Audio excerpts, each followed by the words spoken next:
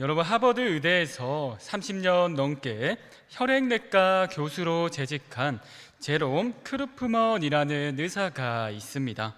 그는 의사로 일하면서 수많은 암 환자들과 백혈병 환자들을 치료했습니다.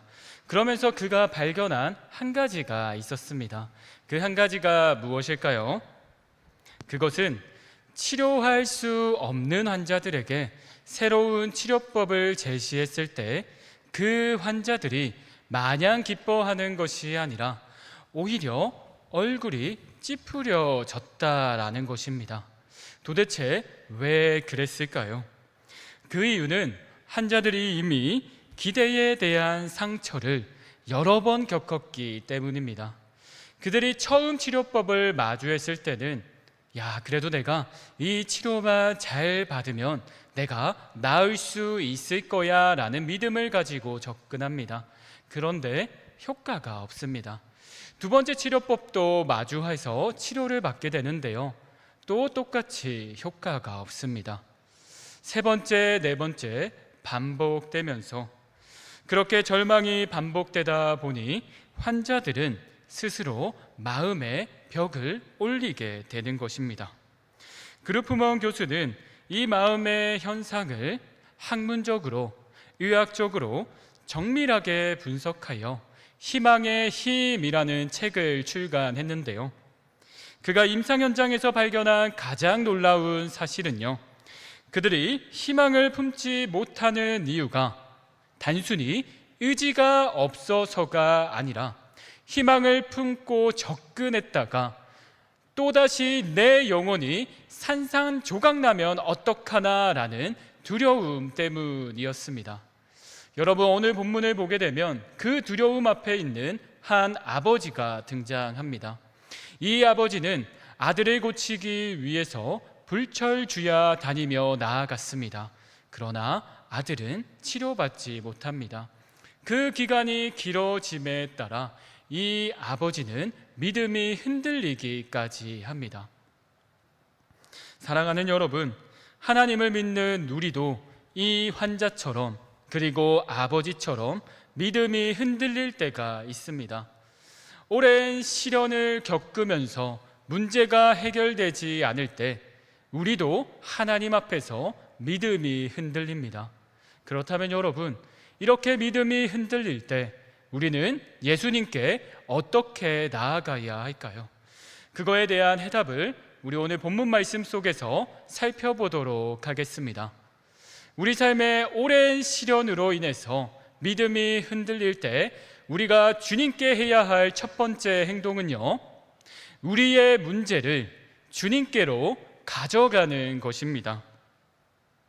14절 말씀을 함께 읽도록 하겠습니다.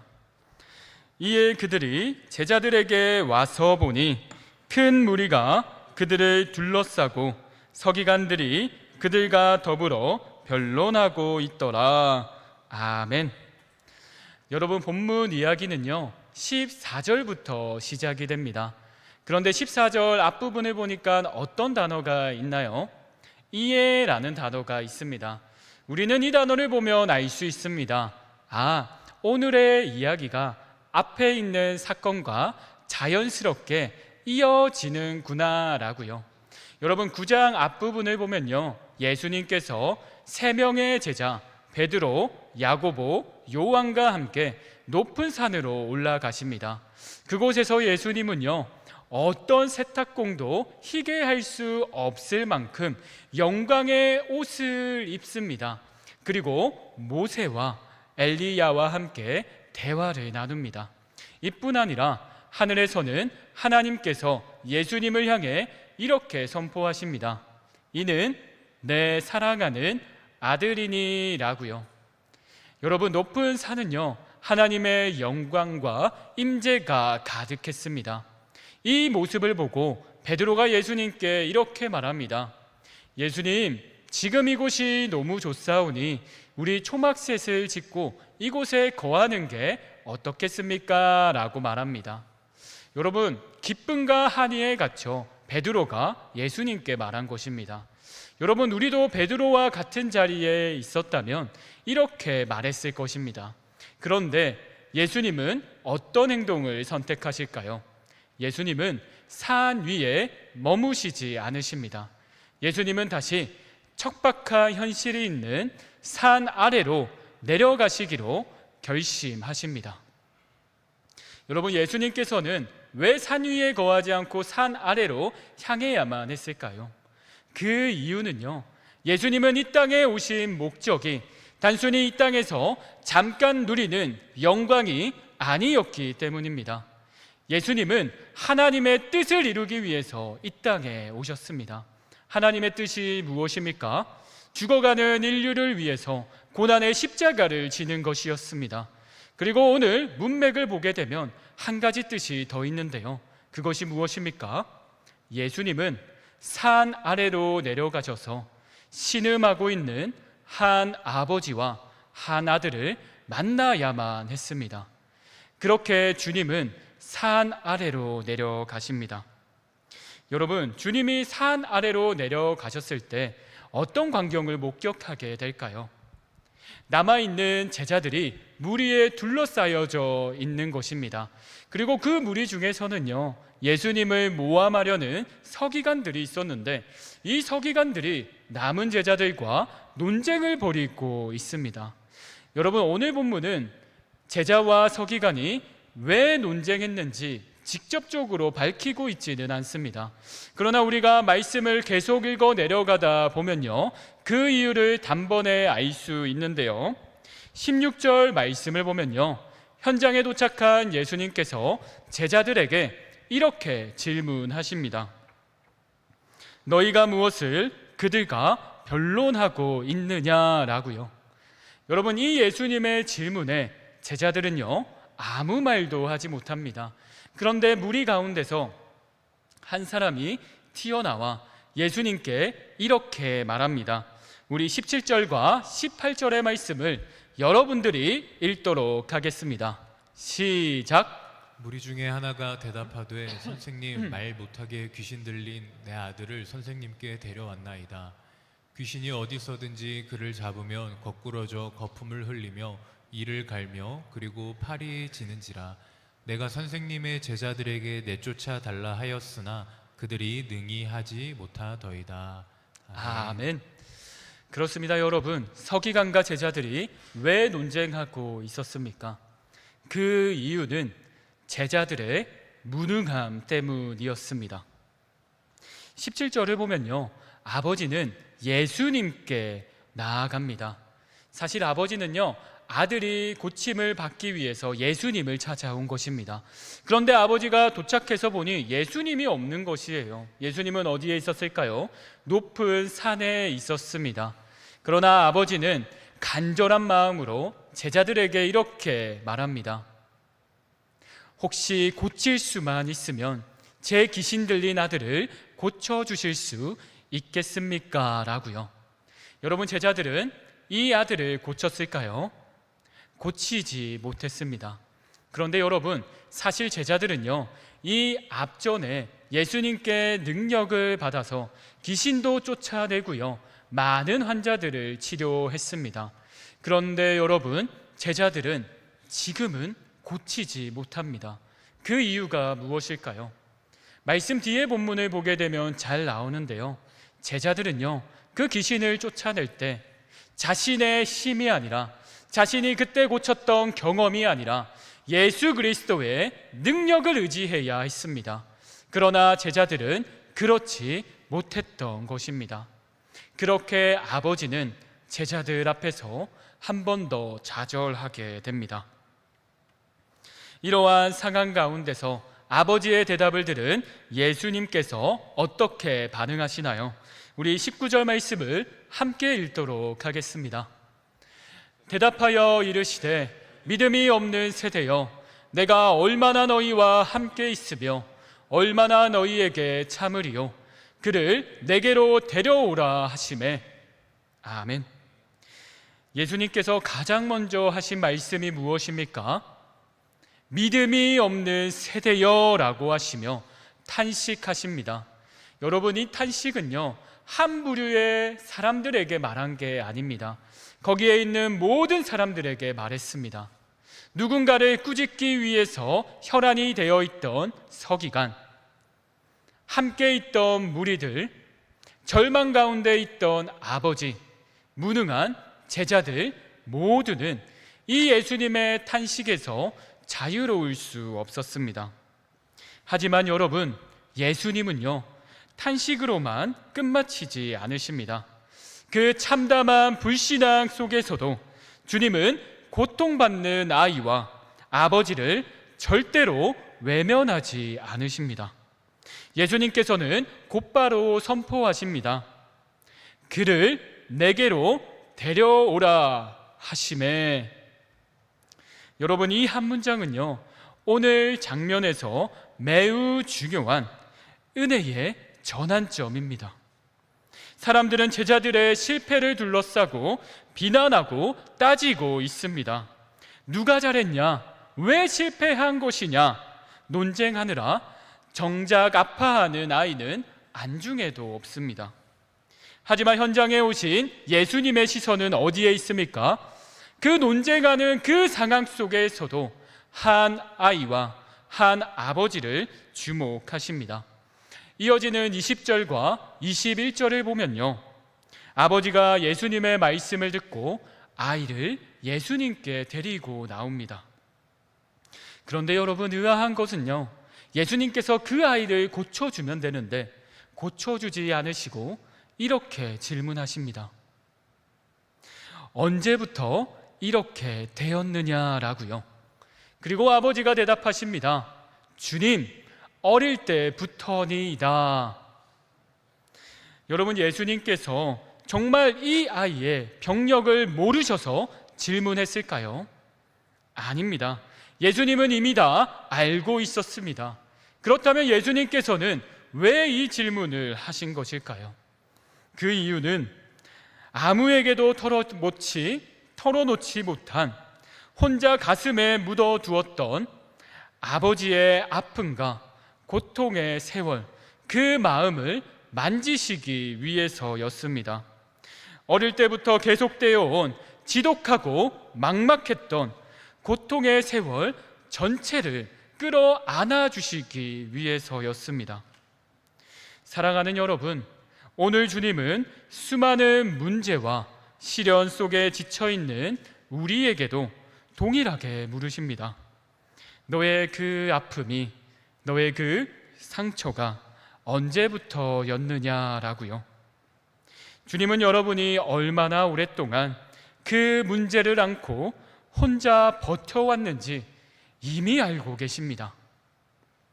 얼마나 많은 낙심을 경험했는지도 말입니다. 그리고 주님은 그 고통의 세월까지 함께 아파하며 들어주십니다. 사랑하는 여러분, 이제 내 힘으로는 어찌할 수 없는 문제를 혼자 끌어안고 혼자 괴로워하지 마시기 바랍니다. 사람의 방법이 끝나고 제자들의 능력이 무너진 바로 그 순간에도 주님은 우리를 향해 은혜의 팔을 벌리고 계십니다. 오늘 이 시간 해결되지 않는 문제뿐만 아니라 그 문제로 인해서 상처받은 마음이 있다면 오늘 이 시간 주님 앞에 나와 그 문제를 해결받는 여기에 모인 모두 되기를 주님의 이름으로 축복합니다. 우리의 문제를 들고 주님 앞에 나아갔다면 이제 우리가 두 번째로 넘어야 할 영적인 관문은요, 바로 흔들리는 믿음까지 주님께 맡기는 것입니다. 우리 22절의 하반절의 말씀을 함께 읽도록 하겠습니다. 그러나 무엇을 하실 수 있거든 우리를 불쌍히 여기사 도와주옵소서. 아멘. 여러분, 이 아버지의 고백 속에서 아버지의 절절함이 느껴지십니까? 이 고백은 확신에 차서 드리는 고백이 아닙니다. 한 사람의 절망적인 탄식입니다. 아버지는 이미 제자들에게 오기 전에 많은 좌절을 경험했습니다. 그리고 제자들 앞에서도 큰 좌절을 경험합니다. 그리고 나서 예수님 앞에 선 것입니다. 그래서 예수님께 이렇게 고백하는 것이죠. 예수님, 무엇을 하실 수 있거든 우리를 불쌍히 여기고 도와주옵소서라고요. 아버지는 예수님 앞에서 온전한 믿음으로 가지 못합니다. 많은 좌절 속에서 자신도 모르게 세워놓은 수많은 벽들이 존재했습니다. 그래서 예수님 앞에 이렇게 고백하고 있는 것이죠. 바로 이 마음이 아버지에게 가득했을 때 예수님께서는 아버지의 간구에 이렇게 대답하십니다. 우리 23절의 말씀을 여러분들이 읽도록 하겠습니다. 시작. 이 무슨 말이냐? 믿는 자에게는 능히 하지 못할 일이 없느니라 하시니. 아멘. 예수님께서는요, 아버지가 품은 의문에 대받아 말씀하십니다. 할 수 있거든이 무슨 말이냐? 믿는 자에게는 능치 못함이 없느니라. 주님의 이 의뢰와 같은 호통 앞에 아버지는 정신이 아득해졌을 것입니다. 그제서야 아버지는요, 예수님께 솔직하게 부르짖습니다. 우리 24절의 말씀을 함께 읽도록 하겠습니다. 함께 읽겠습니다. 곧 그 아이의 아버지가 소리를 질러 이르되 내가 믿나이다. 나의 믿음 없는 것을 도와주소서 하더라. 아멘. 여러분, 이 아버지가 부르짖은 내가 믿나이다. 나의 믿음 없는 것을 도와주소서라는 문장은요, 언뜻 보면 말 장난처럼 보입니다. 하지만 여러분, 이 고백은요, 영적인 실존을 깨달은 자만이 할 수 있는 놀라운 고백입니다. 왜냐하면 내 안에 있는 완벽한 믿음이 없음을 겸손히 인정하고 이 믿음 없는 것까지 주님께서 위로하여 주시며 주님이 능력이 있으셔서 주님이 나의 문제를 해결해 주실 것이다 라는 신뢰가 담긴 고백이기 때문입니다. 사랑하는 여러분, 예수님께서 믿는 자에게 능치 못함이 없다라고 말하고 있습니다. 그런데 여러분, 이것을 절대 오해하시면 안 됩니다. 단순히 내 마음속에 긍정적인 생각이 가득해서 이 생각이 가득할 때 그래, 기적이 일어날 거야 라는 것이 아니라요, 나의 믿음이 여전히 부족하지만 주님 앞에 솔직하게 나아갔을 때 그것 또한 하나님께서 위로하여 주시며 주님이 가지신 그 능력으로 하나님의 때에 해결해 주실 것이다 라는 것을 믿고 나아간다 라는 것이 이 문장에 내포되어 있습니다. 여러분, 오늘 주님은 우리의 온전하고 흔들리지 않는 믿음을 원하시는 것이 절대 아닙니다. 주님이 오늘 우리에게 원하시는 것은요, 믿음 좋은 척하며 위선적인 종교적 위선을 가지고 나아가는 것이 아니라 비록 흔들릴지라도, 비록 두려움이 가득할지라도 솔직하게 주님 앞에 나아오는 것을 원하십니다. 오래된 기도의 제목 앞에서 과연 될까 하며 낙심하고 있는 사람이 여기 있습니까? 내 힘으로는 어찌할 수 없어 흔들리는 마음을 끌어안고 홀로 밤을 지새우는 분들이 여기에 계십니까? 흔들리는 믿음마저 숨기지 마시고 예수님 앞에 나아가는 여기에 모인 모두 되기를 주님의 이름으로 축복합니다. 이제 세 번째로 우리가 오래된 시련 앞에서 해야 할 세 번째 간문은요, 바로 부활의 권세로 역사하시는 주님을 바라보는 것입니다. 우리 25절의 말씀을 함께 읽도록 하겠습니다. 함께 읽겠습니다. 예수께서 무리가 달려와 모이는 것을 보시고 그 더러운 귀신을 꾸짖어 이르시되 말 못하고 못 듣는 귀신아, 내가 내게 명하노니 그 아이에게서 나오고 다시 들어가지 말라 하시매. 아멘. 여러분, 예수님은요, 다른 사람의 건세를 빌려서 선포하지 않으십니다. 예수님은요, 자신의 건세를 가지고 명령하십니다. 어떻게 명령하나요? 내가 내게 명하노니 그 아이에게서 나오고 다시는 들어가지 말라 하시매. 예수님께서는 단순히 나오라고만 말씀하지 않습니다. 그 귀신에게 다시는 들어가지 말라고 말씀하십니다.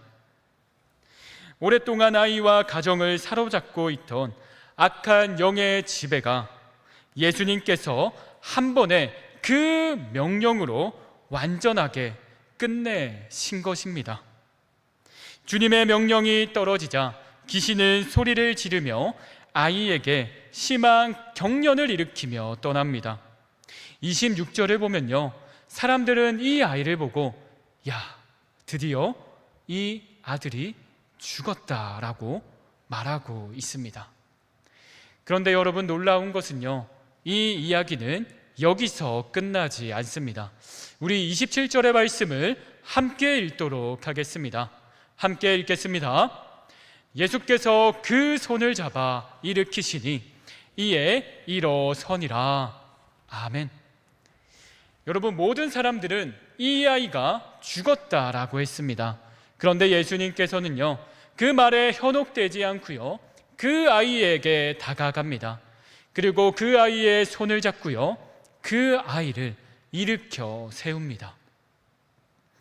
여러분, 여기서 일어서니라 라는 말은요, 성경에서 단순히 일어서다 라는 뜻으로도 쓰이지만요, 이 일어서다 라는 뜻은 예수님의 부활을 나타내는 단어이기도 합니다. 여러분, 물론 이 아이가 정말로 죽은 것은 아닙니다. 그러나 오늘 성경은 우리에게 말해주고 있습니다. 예수 그리스도는 부활하실 우리의 주님이시다라고요. 생명을 주관하시는 주님이 바로 예수님이시다라는 것을 우리에게 깊이 알려주고 있습니다. 여러분, 우리의 마음속에 불안함과 흔들림이 있습니까? 그럴 때 다른 것을 붙잡지 마시고 부활의 건세 되시는 예수님을 붙잡고 끝까지 나아가시기 바랍니다. 모든 사람이 죽었다고 해도 살리실 수 있는 예수님이 여러분을 붙잡고 함께 하실 것입니다. 오늘 그 믿음을 붙잡고 나아가는 여러분 되기를 주님의 이름으로 축복합니다. 이제 말씀을 맺겠습니다. 여러분, 오늘 본문은 한 가정의 참담한 절망이 어떻게 예수님의 손안에서 회복되는 자리로 바뀌는지 우리에게 생생하게 알려주고 있습니다. 설교를 시작하며 말씀드린 크루프먼 교수가 말한 환자들을 기억하십니까? 반복된 실망 때문에 마음 깊이 방어벽을 세우고 다시 기대했다가 또 무너지면 내 영혼이 산산조각 날까봐 그 두려움에 떨던 환자들 말입니다.